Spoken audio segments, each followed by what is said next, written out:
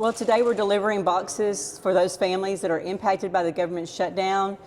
Each family is receiving a box of produce, a box of dry goods, as well as a case of chicken leg quarters. They're provided by what we have from the community support and an inventory at the food bank. We're also asking for more community support so that we can continue making these kind of boxes and donations to other places where families are impacted during the shutdown. Well, we're really grateful to be able to partner with Harvest.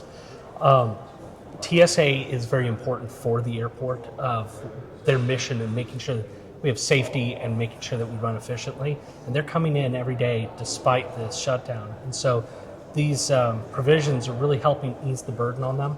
And we ask that people continue to find ways to donate, not only so that they can help the people at TSA, but now with the SNAP benefits ending on Halloween, this is just going to have an even larger impact, and organizations like Harvest are really going to need people to reach out and help with that. For the TSA agents, one of the big challenges they always run into is things like putting gas in their car.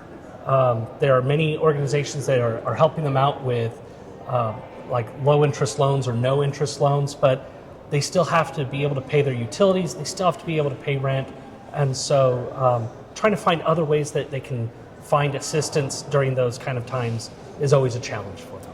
Our food bank, like many food banks, has been inundated with phone calls of concern and worry about citizens and individuals, from organizations, from employers calling on behalf of their employees. There's been a lot of worry and concern about the upcoming SNAP cuts. So we're looking at the counties and areas that are most impacted by those SNAP dollars and focusing our resources there to make sure that everyone is able to be taken care of, especially during the holidays, even though these SNAP cuts are taking place.